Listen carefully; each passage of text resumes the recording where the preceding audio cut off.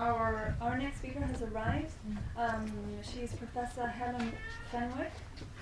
She's a professor in the Durham Law School and the Director of Postgraduate Studies. She's currently a member of the Centre for Criminal Law and Criminal Justice, a member of the Durham European Law Institute, and the Director of the Human Rights Centre at Durham University. She's also the author of several books on the fields of civil liberties, public law, human rights, and the media. Please join me in a warm welcome to Ms. Helen Fenwick.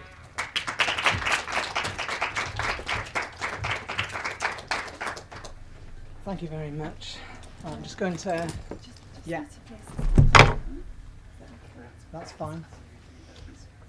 Down a little bit. Down a little bit. Down? Get straight down. Sit down. I don't look down.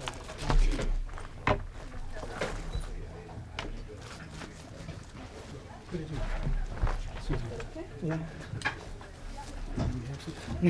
So you can pass it on to the lapel.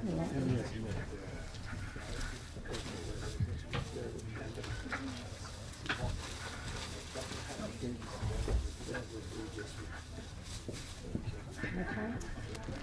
Great.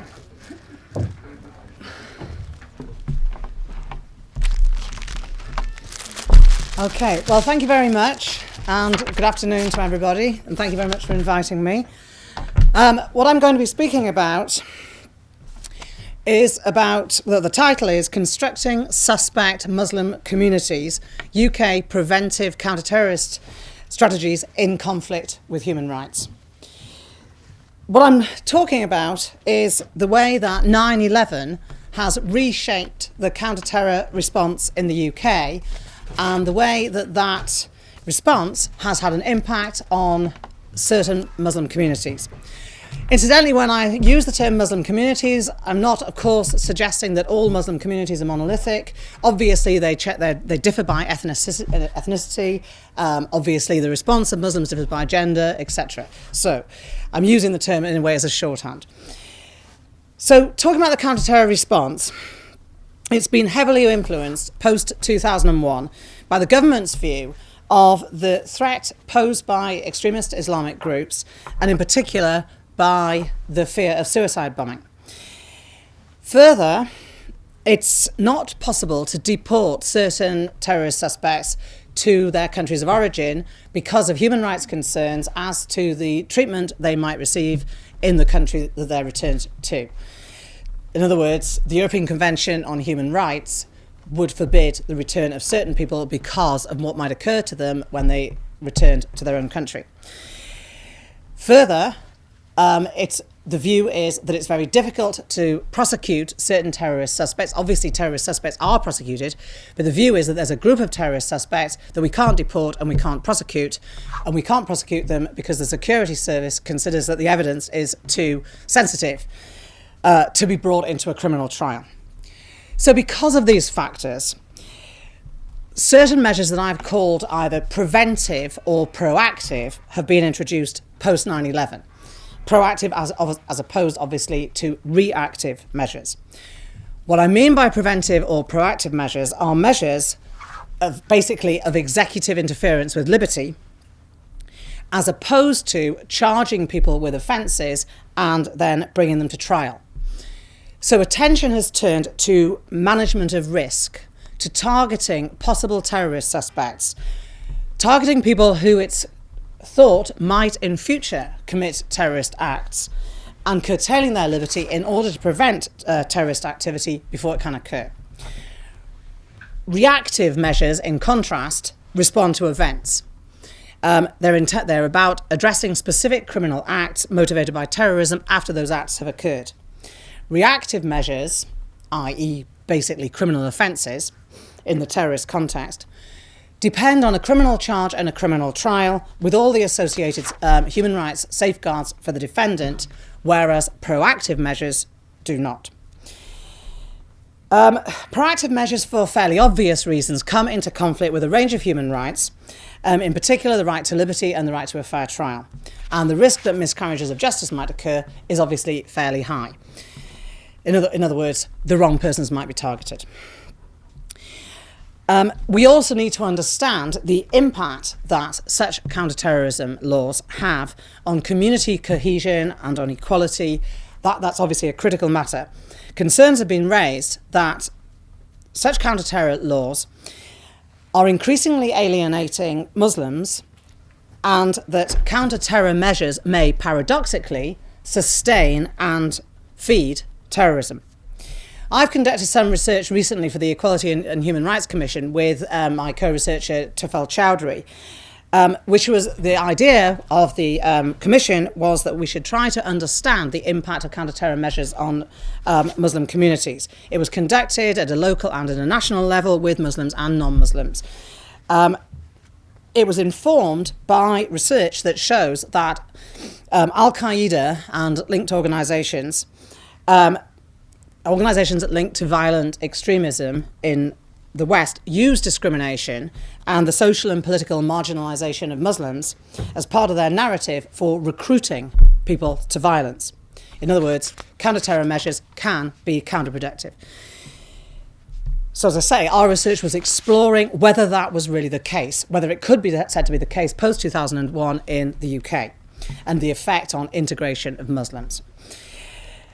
But in this paper, I'm only focusing on the impact of proactive measures, what I've talked about already, proactive or preventive measures. I'm not talking about other types of criminal justice measure in relation to Muslim communities. So in terms of introducing such measures in the UK, legal measures post 9/11, attention turned to adopting broad definitions of a terrorist suspect or what terrorist activity might be, which would facilitate the introduction of sanctions outside the criminal process. So post-2001, it became incrementally easier in the UK to fall within the legal category of a terrorist suspect. Counter-terrorist law and policy thus concentrated on widening the legal net so that greater numbers of persons could potentially be viewed as terrorist suspects. That occurred partly due to the definitions adopted of terrorist or terrorist suspect or terrorist activity, and partly by lowering the standard of proof, very importantly, lowering the standard of proof needed in order to apply counter-terrorist sanctions to suspects. And the use of proactive measures or preventive measures depends on both legal developments taken together. The first preventive measure that was introduced immediately post-2001 in the UK, it was the main response to 9/11 in the UK, was detention without trial for certain suspects. It was introduced under a Terrorism Act 2001. It was only applied to non-British suspects. What it meant was that the Home Secretary could certify a person on the basis of a reasonable suspicion, not proof to the criminal standard, that he or she was a terrorist. It was a very low standard of proof, obviously. Once the person was certified, they could be imprisoned. And a number of suspects, all of whom were Muslim, were imprisoned on this basis without trial in Belmarsh Prison. I'm not going to go into detail about what happened next, but the scheme was eventually abandoned in 2000. The abandonment process began in 2004 because the House of Lords found that the scheme, I'm afraid that's my phone, which is very annoying, sorry. Right, okay. Is it going to do it again? Yes. You come and turn it off, please. Thank you very much. Cheers. Sorry about that.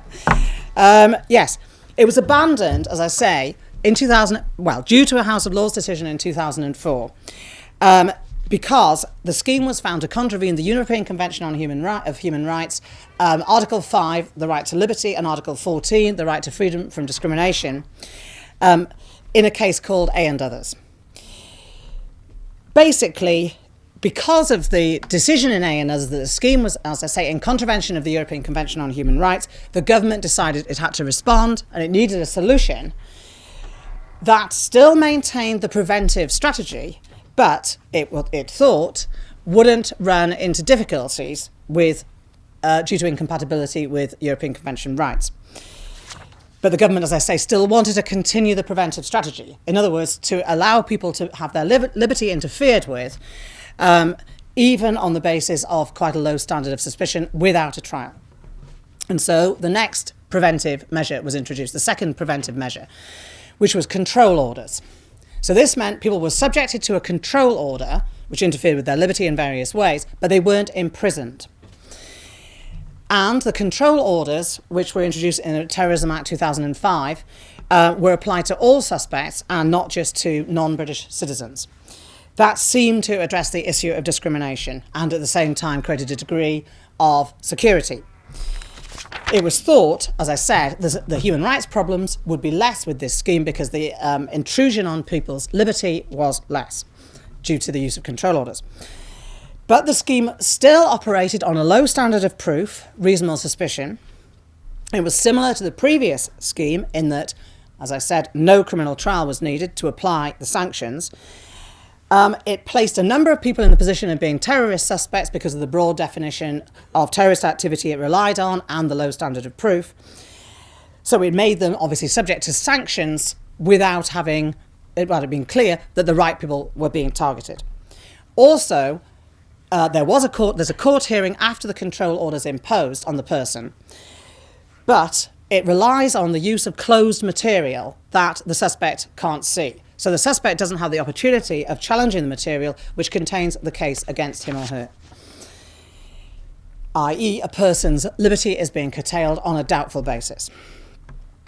A control order that's made against an individual can impose any obligations that the Secretary of State thinks are needed for purposes connected with preventing or restricting the involvement of that person in terrorism-related activity. The kinds of typical measures that have been imposed under control orders have included 18 hours house detention a day, though that's been abandoned now. But anyway, 18 hours house detention a day. House can be subject to search. People can be prohibited from visiting the house. People have to be authorised to visit the house. Association in other ways can be curbed. Electronic communications can be curbed or prevented. They can be completely banned. There's also been what you might call internal exile. In other words, people have been forcibly moved from one area where they're living to an area, say, 200 miles away. Basically, the homes of the controlees, in effect, have been turned into domestic prisons. And, of course, the controlees suffered, therefore, grave social isolation. Other people didn't want to be associated with them because they were concerned that they themselves might become suspects. Post-2005, when the scheme was introduced, 48 suspects, all of whom are Muslims, were subjected to control orders. The courts responded to the scheme in a rather similar way to the way they responded to the previous scheme, the previous detention without trial scheme, in human rights terms. In 2007, in a case called JJ, the House of Lords found that 18 hours house detention a day, not very surprisingly, was a breach of the right to liberty under Article 5 of the European Convention on Human Rights. Even though liberty wasn't completely curtailed, obviously the person could leave the home outside the controlled hours, the 18 hours a day controlled time, but nevertheless, it was still found that that would be a deprivation of liberty. And the House of Lords said that liberty is too precious a right to be discarded, except in times of genuine national emergency, and it hadn't been suggested that there was a national emergency. Other cases followed, finding, for example, that forced relocation of a suspect combined with 16 hours of house detention per day would amount to a deprivation of liberty. The government, therefore, reacted by modifying the control orders. In other words, the control orders became less draconian. They imposed lesser periods of time of house detention. They tended not to impose forced relocation. And some of the other restrictions were relaxed too. But obviously, the fact that there was this long story of the control orders cases going through the courts meant that the UK's human rights record was obviously tarnished. Furthermore, modifying the control orders rather defeated their object. Because obviously, if a person is not subjected to a particularly severe control order, perhaps they're subjected to house detention for, say, 10 hours a day, they might abscond. They can be tagged, and some of them are tagged, but nevertheless, there was a possibility that they would manage just to evade the control order completely by absconding, and some of them did. There was a final blow to the scheme in 2009 in a case called AF in the House of Lords, in which it was found that, and this was on a fair trial issue, it was found that the controlee who was challenging the control order had to know of at least the gist of the case against him or her. In other words, the court couldn't operate just on the basis of closed material that the suspect couldn't see. So obviously the suspect can't see the material, the suspect, which is the case against him, then he can't instruct his advocate as to how to challenge the control order, how to challenge the basis of the suspicion on which the control order is based. So the House of Lords, as I say, found that the suspect had to be told of the gist, at least, of the case against him or her, the basis of suspicion. That's generally seen as the final blow to the scheme. The coalition government inherited this scheme when they took office, and they obviously had to consider what are they going to do. They did decide they would abandon control orders, and they will be abandoned at the end of December this year. They could have decided to abandon the preventive strategy completely, proactive strategy completely.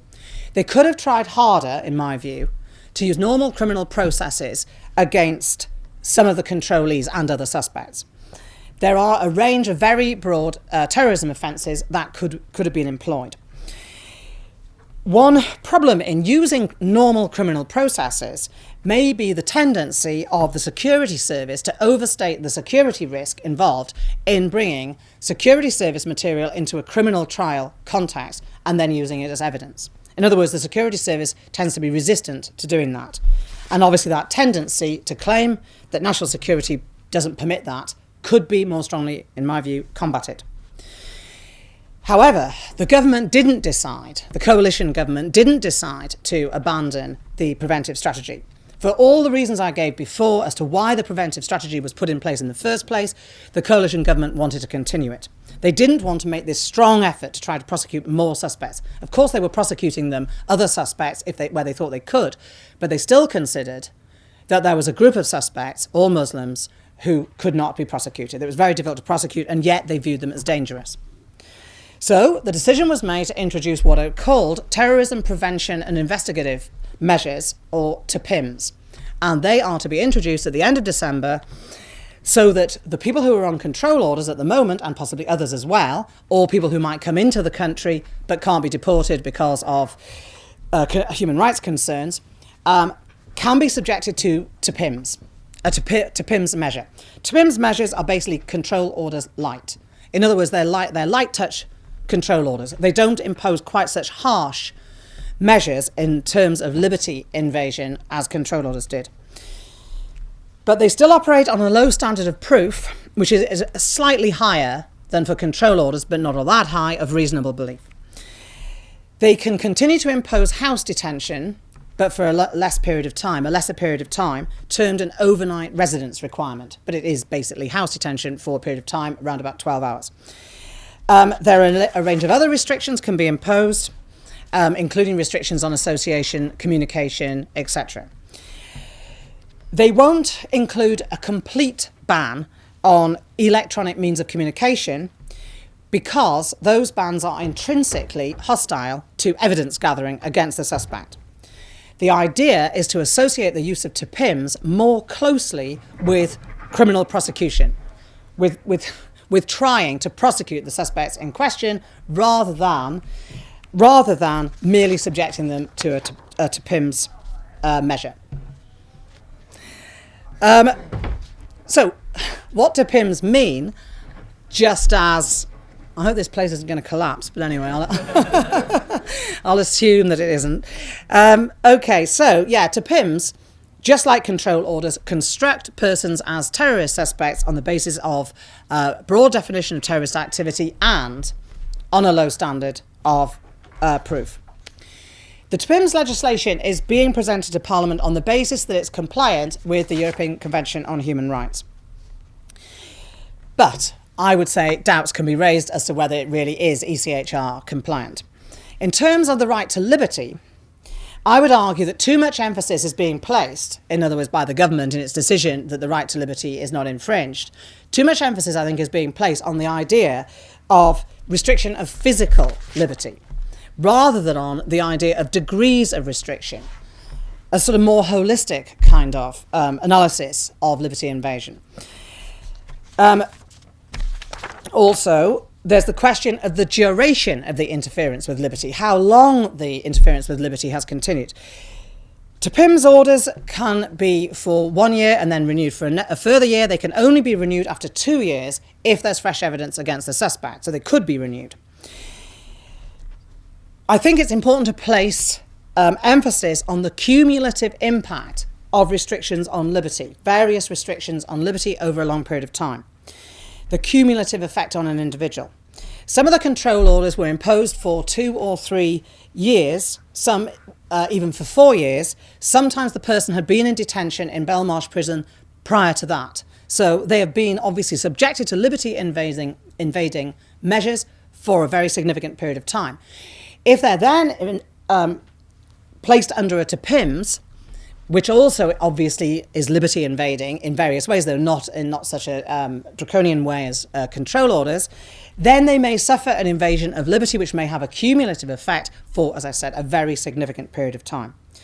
May have a very strong psychological impact on the person, may tend to result in, for example, in social isolation to some extent. So they could lead to a breach of Article 5, the right to liberty. I would also say that there could be problems with Article 6, the right to a fair trial, in relation to the imposition of TPIMs. Because the government takes the view that Article 6, the fair trial right, is satisfied even if the material against the suspect, in other words, the grounds for suspicion, remains in the closed material. Because the basis for that government view is that TPIMs are only light touch, as I said, and therefore don't need an AF. I mentioned the principle from AF of allowing the gist. You have to allow the gist of the material to be disclosed. The principle from AF doesn't need to apply. TPIMs are to be introduced at the beginning of January 2012, the idea being obviously the old legislation lapses, the TPIMs legislation comes into force, and the people who are on control orders can be immediately subjected to a TPIMs measure. So therefore, well, obviously, they haven't got a period of time when their liberty is not being curtailed. And obviously, other people could be subjected to TPIMs measures as well. TPIMs are more nuanced. They can include travel restriction orders. They can be targeted, or at least this is the government idea, targeted particularly at the kind of threat this particular person appears to pose.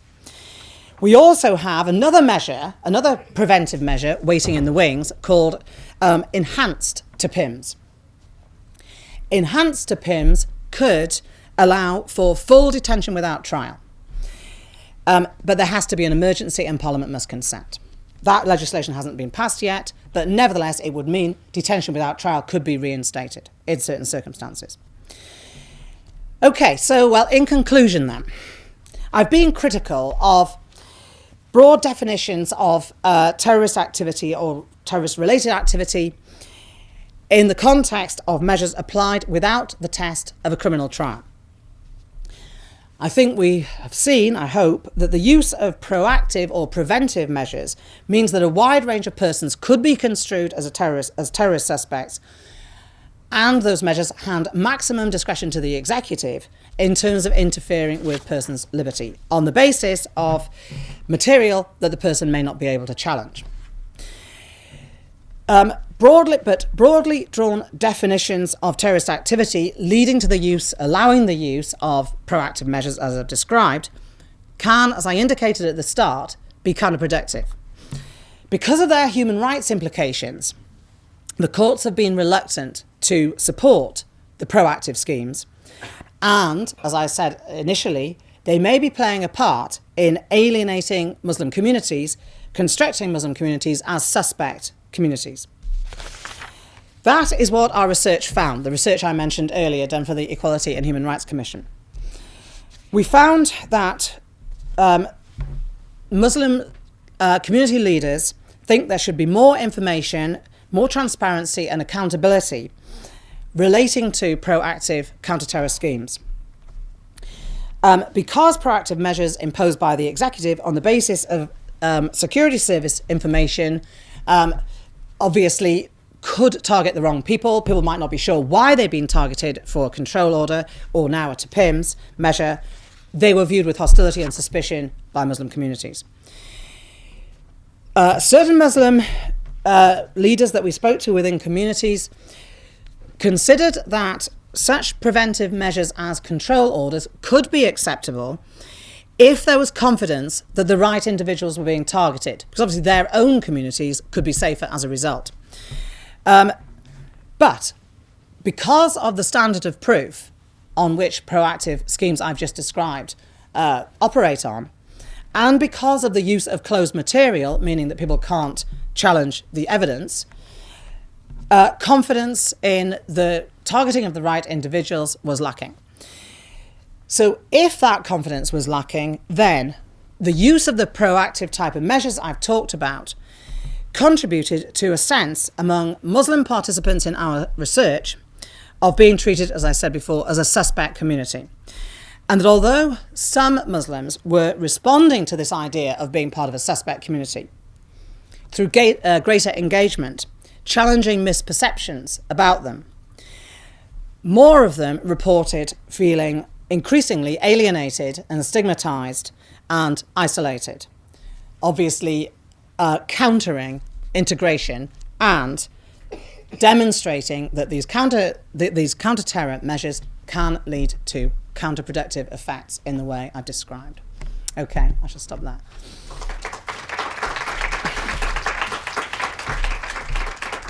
Thank you very much. Would you like to take a couple of questions? Yeah, by all means. Yes, thank you, Professor Fenwick, for your presentation. I just had a comment. This is reminiscent, in my mind, of the Uyghur community who were held in Guantanamo Bay, which is a persecuted group who are Muslim from China, and they couldn't be deported to China because, in fact, they were persecuted and they were essentially in limbo. And it just brought to mind their situation. Mm-hmm. Thank you.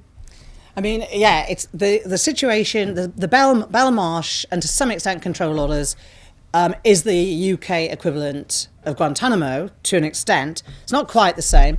The UK took the stance that it wanted to operate these measures I've been talking about, detention without trial, within the boundaries of the European Convention on Human Rights. The UK didn't try to argue the European Convention didn't apply, whereas the US tried to take the view, as you know, that human rights law was not applicable to Guantanamo. But in terms of what the point you just made about being placed in limbo, that's exactly what people have found in relation to the controllees and the people, obviously the person subjected to detention without trial. They were in limbo partly because they might not necessarily know why they were there, and partly because they didn't know when the detention might end. The detention without trial was indefinite. There was no end point, and they didn't know how they could challenge the detention in order to leave Belmarsh, and none of them did in fact challenge it successfully until the case I mentioned. So yes, I think that's exactly right, that controllees are placed in limbo, partly in terms of social isolation from the wider community, the fact that they sometimes have geographical restrictions placed on them, they can't actually move out of a certain area. And they're placed in limbo in the sense of prosecution as well. Because if there was to be a prosecution, then at least the evidence against them, if there is some evidence against them, would be tested in court. But the problem with control orders has been that because the person is isolated, the tendency is to find that they can't be prosecuted because there's nothing to prosecute them on. There's no evidence, or at least no fresh evidence. There may be some evidence, but it's not viewed as sufficient to sustain a criminal conviction. Thank you. Any further questions? Yeah, I have two questions. The first one is about the definition of terrorist activities. Yeah. I'm just wondering if the recent Lebanon Tribunal decision defining terrorism, at least as far as international law is concerned, has had it, and it's very new, of course, and I imagine that the House of Lords or Supreme Court or whichever, I forget the timing when that took over, has had a chance to consider that. But I wonder if that has an effect. Well, the second thing, yeah. if maybe if Yeah. is that you're making the argument that the cumulative effect is then an ECHR violation. Could be, and that's exactly what I'm wondering. Mm-hmm. Has the House of Lords, Supreme Court ever ruled on that, or perhaps more importantly, has the European Court ever said anything about cumulative? Right, yeah. All right, on the first question, well, we've got a definition of terrorism in the Terrorism Act 2000, Section 1, and I wouldn't imagine that's going to be changed. Obviously, it could be, perhaps some parts of it could be reinterpreted to some extent, but the definition will stand unless Parliament decides to change the definition. It's quite a broad definition. What these statutes do, the ones I've been talking about, is take the definition of terrorism, the basic definition of terrorism, but then they broaden it. So they talk about involvement in terrorist activity, or talk about support, or imply they're talking about supporting other terrorist groups. In other words, you don't have to engage in terrorist activity for the purposes of the definition in Section 1 itself. You could have been associated with somebody who may have themselves fallen within the definition. And that's why I say that these statutes, in effect, broaden the definition of terrorist activity. Your other question, was about the European Court of Human Rights or the House of Lords. The House of Lords has not precisely said that cumulative effect is a relevant consideration in terms of Article 5, whether there's a deprivation of liberty. But in the JJ case that I mentioned, they talked about the question of degrees of effect. In other words, deprivation of liberty, according to the House of Lords in that case, was not just about, locking somebody up. It wasn't just the paradigm type of deprivation of liberty as in prison or under arrest, but they considered that invasion of liberty in various ways could come to amount to a deprivation of liberty for Article 5 terms, and of course they found that in that case. The European Court of Human Rights has said a lot more on this subject. There are various cases like the Casardi case. There are various cases about mafia, basically people are suspected of involvement in mafia activities who were subjected to sort of police supervision. So basically it was a sort of form of house detention, but for shorter periods than the controllees have been subjected to. The European Court of Human Rights seems to have said that house arrest or house detention for around 11 hours a day, possibly combined with some other restrictions, may not amount to a deprivation of liberty. But all depends on the full impact of the measures in question. Of control orders and TPIMs, of course, can operate a range of measures against an individual. It's not usually just house detention. The question should be, according to the Casardi case in the European Court of Human Rights, what is the overall impact on the life that the person would otherwise have been living if it wasn't for the order in question, the measure in question? So the Court of Human Rights has given some guidance, and I would say when the control order scheme was introduced, the government just decided basically to disregard it and just try it on, in my opinion. They produced things they were called non-derogating control orders, that's what I was referring to, meaning they didn't require a derogation from Article 5. But in fact, some of them clearly did require a derogation from Article 5 because they were found to deprive persons of liberty. So basically, the UK was being disingenuous. The UK government was being disingenuous. It was saying these measures are not like detention without trial. They are a lesser measure and they are human rights compliant. So they were announcing that they were, or declaring that they were human rights compliant. In fact, the courts eventually had to say that they were not, which led to the modification I talked about. Thank you very much. Any other questions? Yes. Thanks. I'm Jessica Walker from Australian National University. I was just wondering, I don't know if you're familiar at all, I'll presume not for the sake of everyone else here, with the Australian case of Thomas and Mowbray. I have heard of it, but no, I'm not familiar with it. Identical issue came up in the Australian courts. The police tried to introduce a scenario where a terror suspect couldn't be brought to trial because of sensitive information that needed to be dealt with. Mm-hmm. And it was resolved constitutionally in the end, with the courts deciding that the Australian government simply did not have the power to create a law under which this situation could arise. Right. So my question for you is, do you think that in an English context the situation would be improved and there would be a stronger power base for lawyers to draw on in holding these human rights conventions if it was somehow intrinsically tied to the government's power base by way of a constitution? Do you mean if, say, we actually had a written constitution and perhaps had a Bill of Rights as part of the written constitution, as opposed to relying on the European Convention? Possibly, although the Australian constitution doesn't actually have a Bill of Rights. And Yeah, I know. It's strongly resistant to the idea. Yep. But just anything written down that actually spells out where the government's power comes from, that contains those sort of implied rights that all people agree should be applied to all citizens. Right. I mean, of course, we've got the Human Rights Act, obviously. the Human Rights Act, there's a lot of debate about whether the Human Rights Act counts as a Bill of Rights or not. Some people say it's the equivalent of a Bill of Rights. But anyway, the Human Rights Act obviously received the European Convention on Human Rights into UK law. And the cases that I was talking about relied on the Human Rights Act in finding a breach of Article 5, etc. So I don't think it's really the case that we haven't got a measure that can be relied on to make declarations about what the government can do and what they can't do, because the Human Rights Act is that instrument. One problem is, although I don't think this is really the issue, but anyway, the judges can't strike down laws under the Human Rights Act as being unconstitutional. So say in the A and Others case that I mentioned, the House of Lords did not have the power to say that the Anti-Terrorism, Crime and Security Act, which is the act in question, Part 4, could be struck down as being incompatible with Articles 14 and 5. All they could say was they could declare the incompatibility. Although you might say, well, that's a pretty weak remedy. Well, it is, in a way, at face value, it is a weak remedy. But the government did, in fact, act. OK, there was a time delay of about 3 months while everyone stayed in Belmarsh. And while, of course, they were bringing forward the control orders legislation. But nevertheless, the government felt political pressure. So obviously, it was embarrassing for their highest court, as it was, to declare that the government had failed to abide by such fundamental rights as the right to liberty and the right to freedom from discrimination.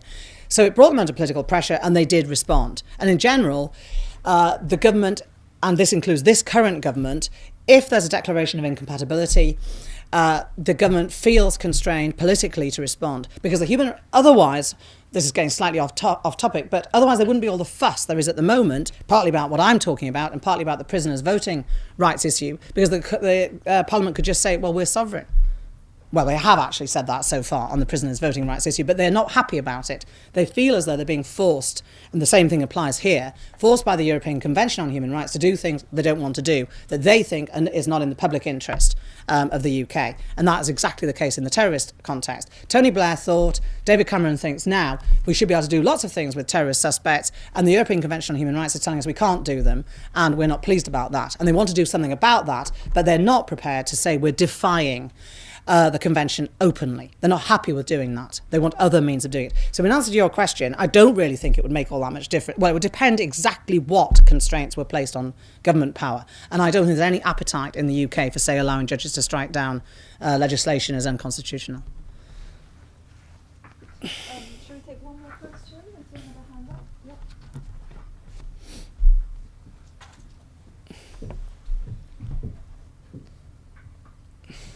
Hi. I'm a lawyer from Sudan. In 1998, 1999, I used to live in the same building with Osama bin Laden and his followers living in Khartoum, Sudan. And what you do and this treatment Muslims get here is the main issue that there is upon society. This is what they tell people there, youth especially. They tell them that West is not welcoming Muslim people. Muslim people treat like that way. So you think you are prevention some act like this, but actually in Muslim society you are produce more violence. So what do you think you can do about that? Well, that is broadly my point. Well, one of my main points. In other words, that when you produce supposed preventive measures of the type I've just been talking about, they can, as I said, have counterproductive effects. In other words, they can alienate Muslim communities. They can lead to some Muslims, because of feelings of alienation, being more likely to be recruited by extremists. And obviously extremists may play on the idea that all Muslims are being discriminated against in order to try and convince Muslims that they are alienated from mainstream society. They can, as I say, have counterproductive effects. Also, Muslim communities are obviously, as our research found, prepared to cooperate. They don't want terrorist incidents to occur, and they don't want terrorist incidents to affect their community, and they also don't want terrorist incidents to be associated with Muslims, which lead to tarnishing their general image, if you like. So they want to cooperate, but they want the government to understand their concerns. And they don't want the government to appear, in a way it appears as though they have been, to be targeting Muslim communities as though, as I said, they're suspect communities. I mean, what I'm getting at on the suspect community idea is that if the definition of terrorism is applied too broadly or is used too broadly, and the standard of proof is low, people may be targeted who have not, as far as one can tell, engaged in terrorist activity. Therefore, but basically they're Muslims, and that maybe they're associated with extremists, but nevertheless they haven't actually done anything that could fall within the definition of a crime, a terrorist crime. So, as I say, all of those factors lead to alienation of the community, and the community itself, people may be more likely to become extremists because of this, because they feel alienated from mainstream society, not integrated into mainstream society. And also, the community may not cooperate with the police. Usually information about terrorist activities needs to come from neighbours and family. In fact, some of the information has come from family members. And of course that makes it very sensitive, because obviously it's difficult to put that information into court. But nevertheless, that's where information needs to come from to the police if it seems as though a terrorist conspiracy is occurring. And if these measures are counterproductive, then obviously they can stifle the very sources of information that are needed in order to combat terrorist activity. Thank you very much. So once again, thank you very much for coming.